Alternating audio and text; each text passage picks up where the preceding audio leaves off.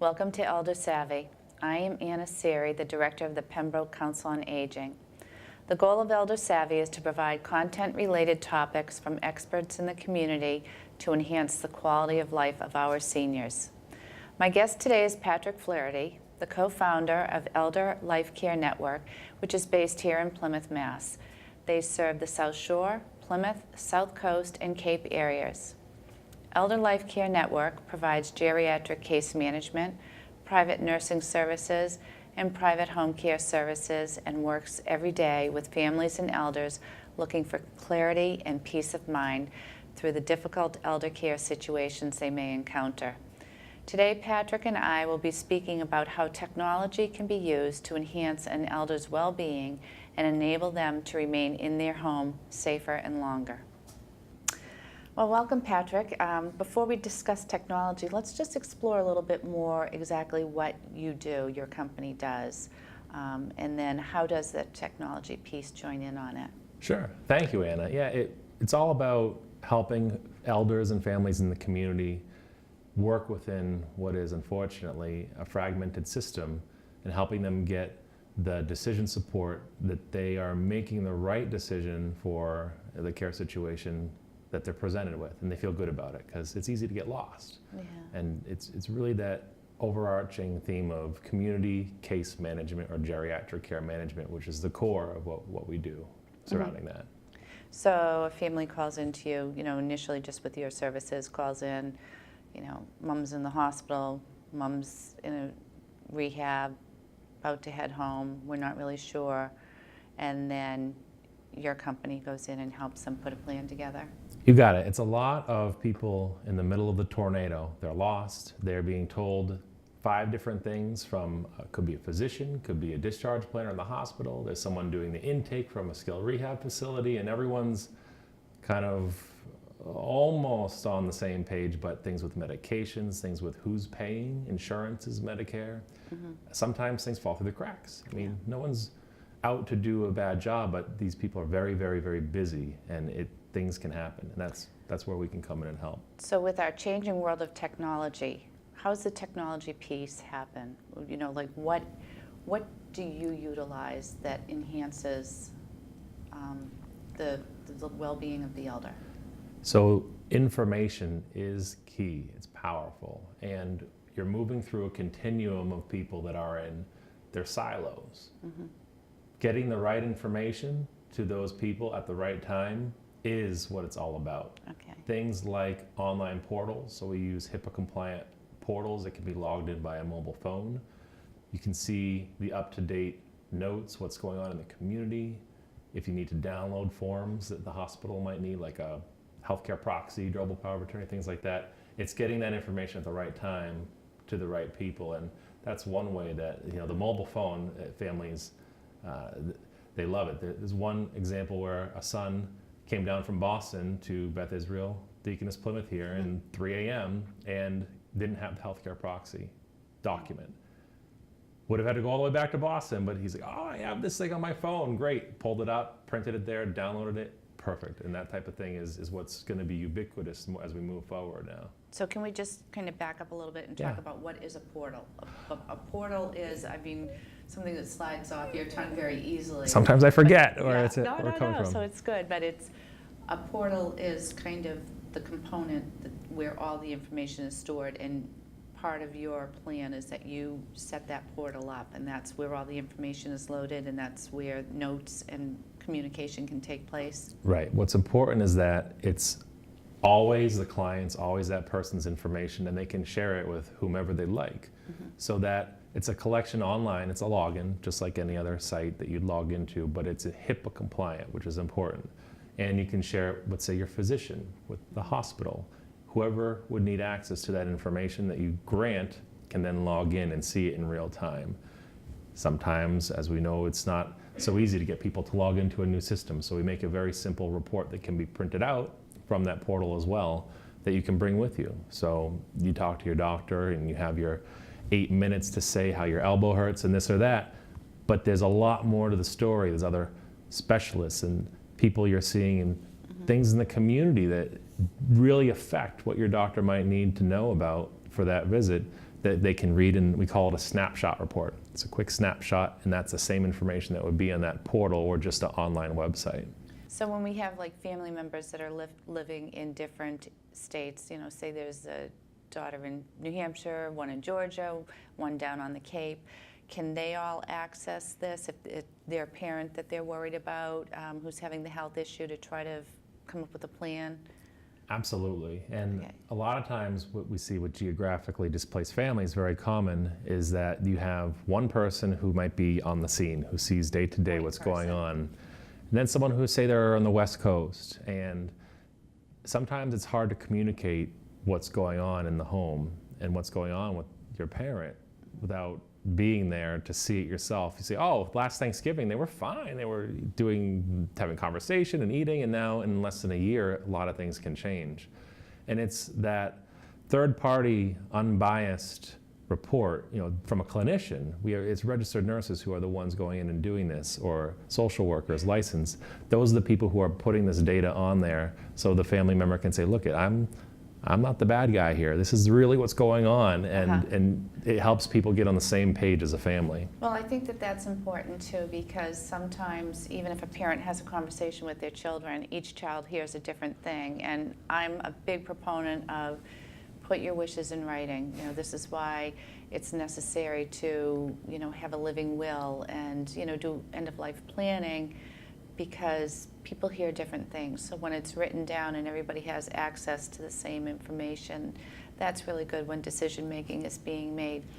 But what I really would like to segue over to is, how does technology help a senior remain more independent in their home? Like, what is the benefits to them, even if they're not real techno savvy? What's out there that helps make them safer and helps increase their level of independence? So what are some of those things? Yeah, every single day there's innovations and entrepreneurs and people building new ways to answer that question. There's a lot of things going on that are pretty neat, and it kind of boils down to three different categories. You have your actively monitored, like a PERS type of system. So it's you know, fallen and I can't get up, that type of thing. So in the throes of an event, you get help.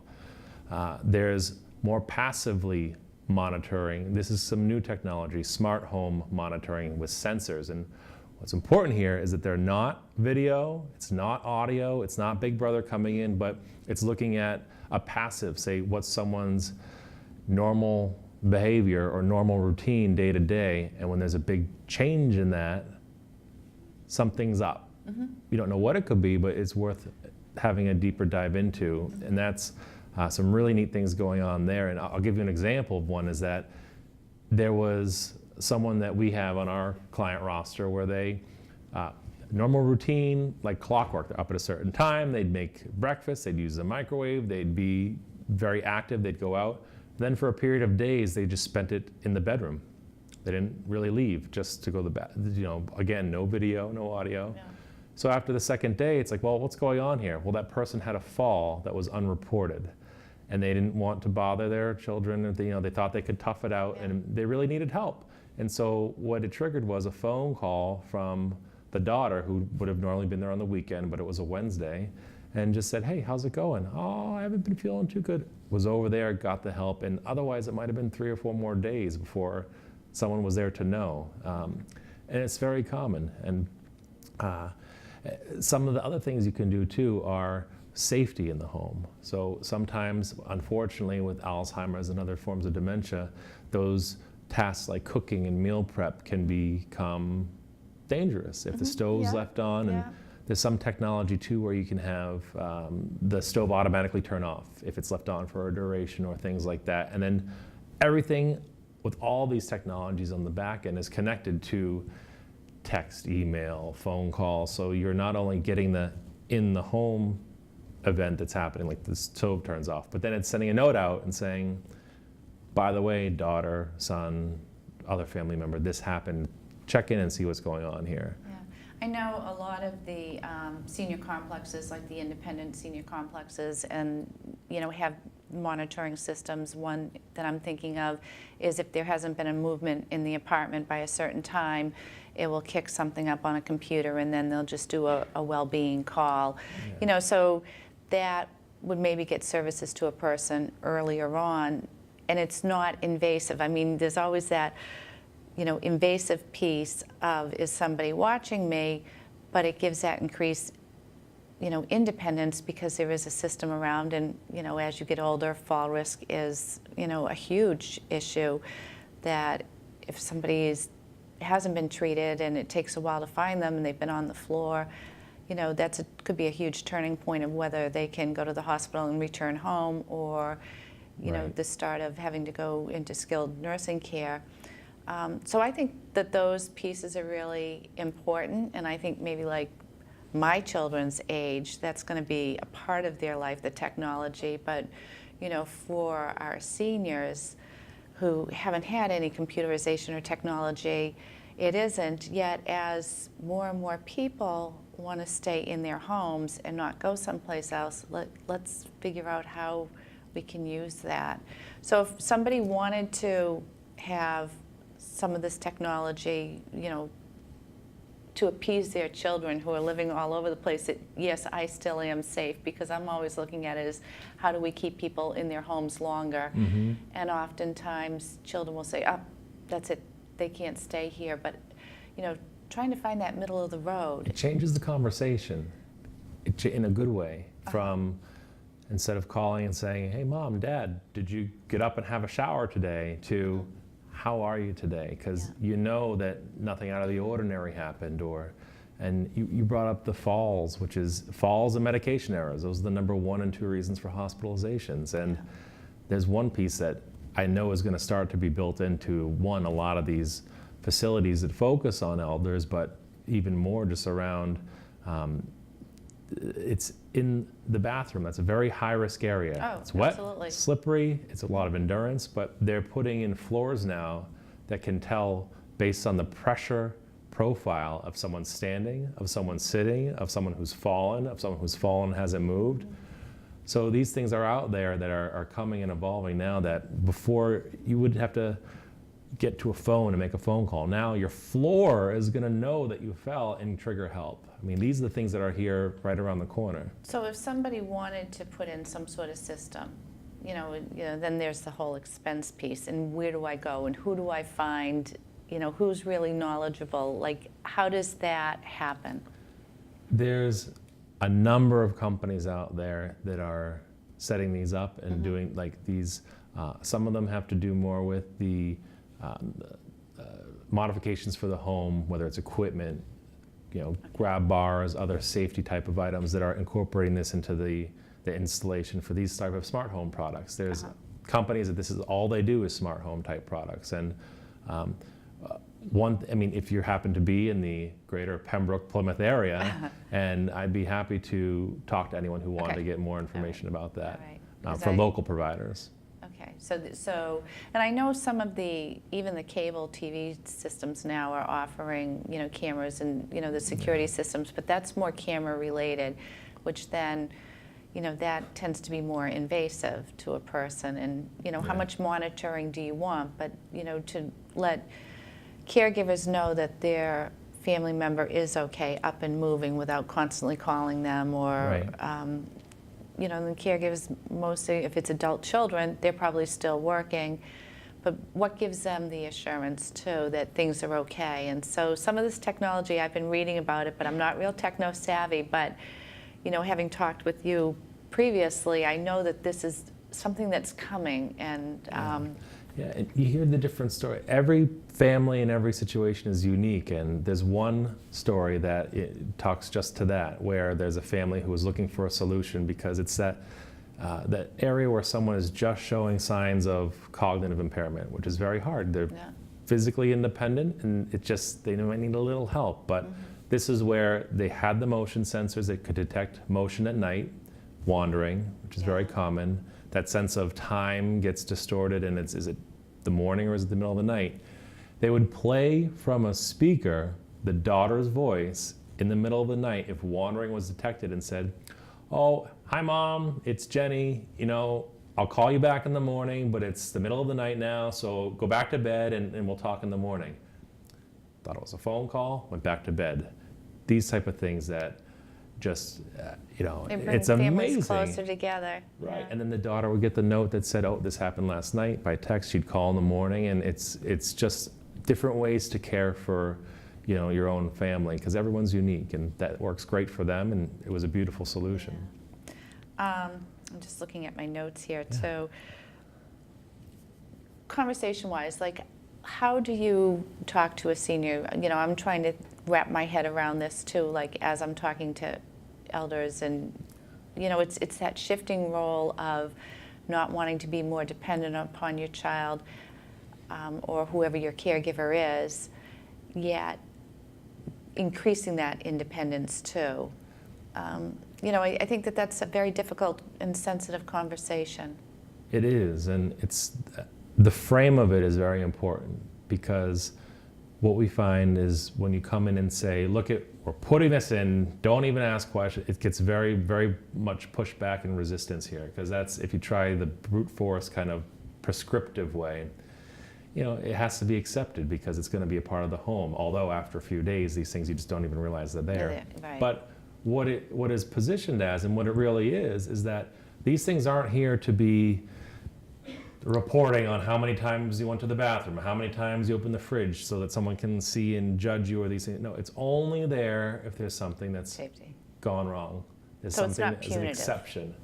So what we explain it as, if this notification goes out, it's because you need this. Right. It's going to help you and get your kids off your back. Yeah. They won't be calling you every day to ask you about these things. Did you get your Right. food? Yeah, it's just a way to change the conversation. For a person to have this in their home, do they need Wi-Fi?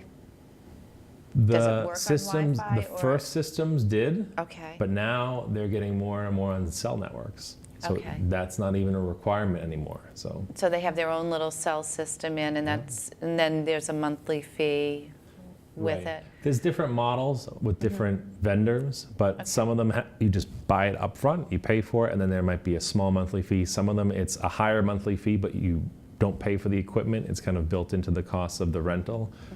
There's a lot of different models, but what's good is that there's a lot of people in the industry doing this. So there's competition, it's a competitive market, people are evolving, and it's with anything, the cost comes down the longer it's out there. And that's what Right. we're starting to see, where one sensor a few years ago would have cost $200, now it costs $30. Okay. So these things are really coming down. So I'll never hold you to a price, but I'm just trying to figure out like a ballpark. Sure. If you just want a kind of basic, simple monitoring system that shows like this person hasn't walked through their kitchen at 9 o'clock in the morning, or what would that cost to implement a few monitors like on the main paths of the house? It would be, the biggest cost will be like the hub, Okay. and then there's probably 4 or 5 sensors. It would be between $350, $500. Okay.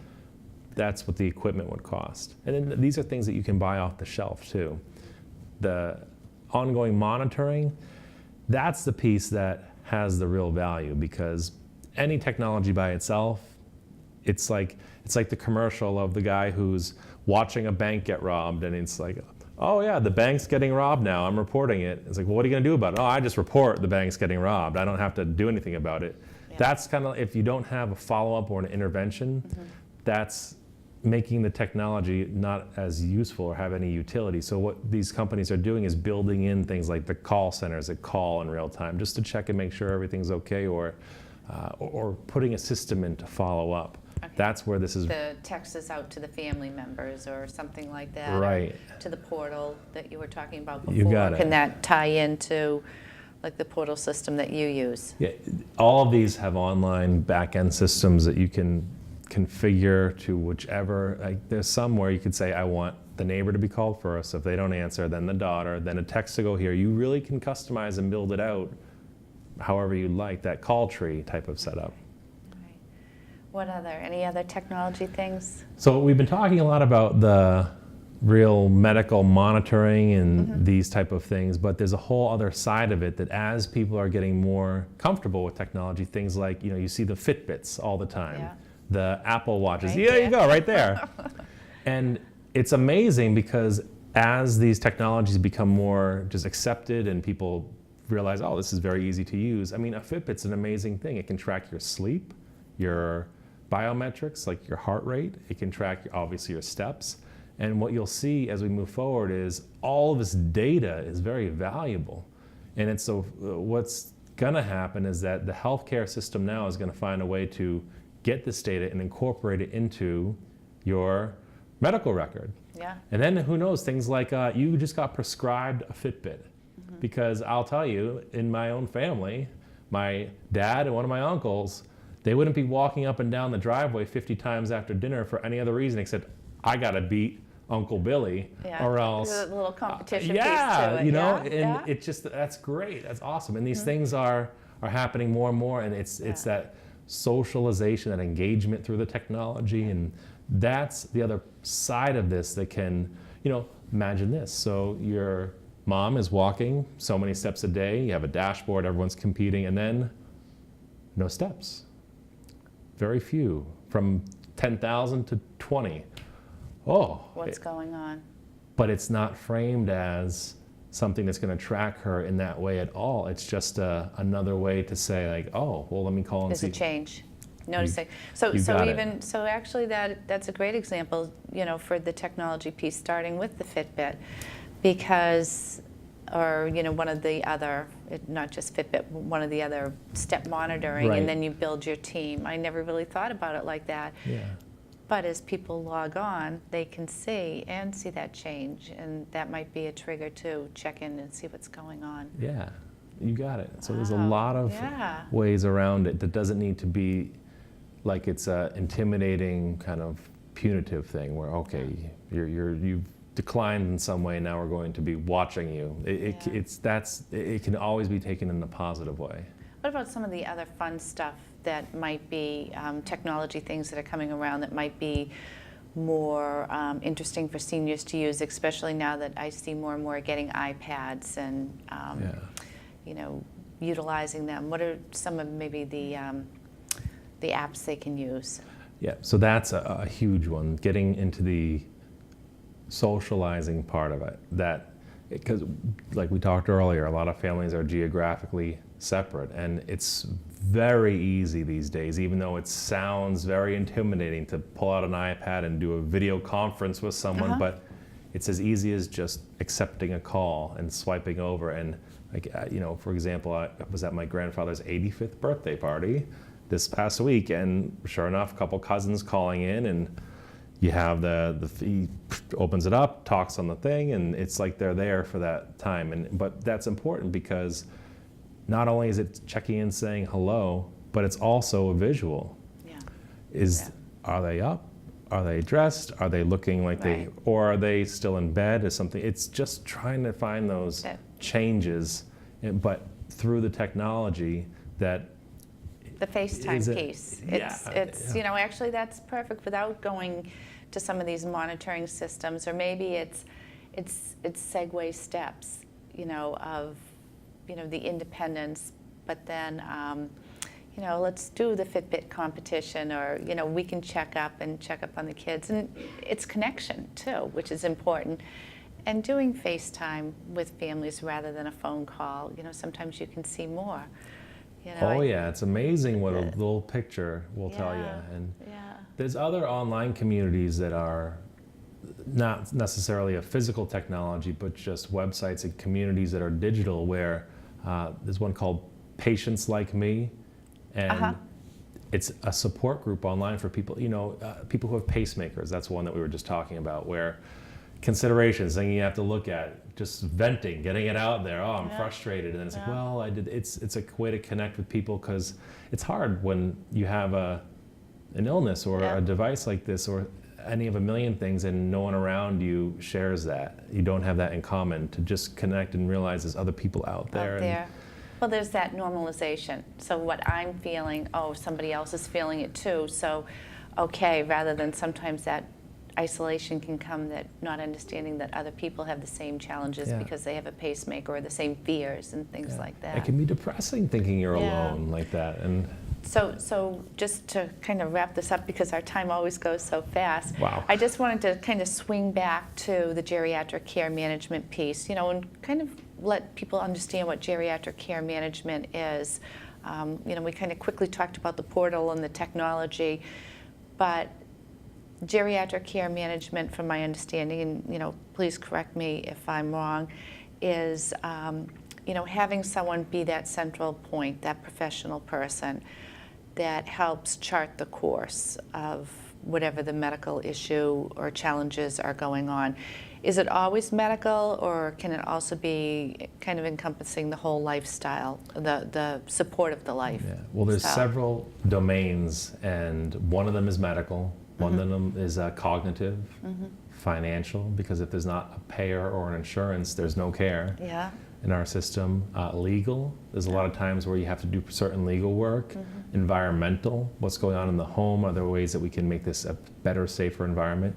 All of these things come into this care plan. That it's like a lawyer. Okay. You have a problem, you go to court, you get a lawyer. You don't go to WikiHow, which is a website online. Okay. People teach you how to do Thank things you. on your own. Yeah. And pretend that you're a lawyer. You find a professional. Because who's sat around and read the Affordable Care Act to know how it integrates with Medicare, how the insurances all affect each other, what you qualify for? That's what this professional is here for. And it doesn't necessarily have to be Elder Life Care Network, but there's a number of people out there that just have a conversation. You're lost. A lot of people do the free consultation. It's getting you on the path to a good care situation. But the most important point that all of this leads to is that a family is going to have the knowledge that the decision they're making is an informed one and the right one for their family. It might not be, people might not be happy about it, but that's the end result, that clarity and peace of mind. So if somebody were interested in something like that, they would reach out to you, to your company, and then is it fee-based?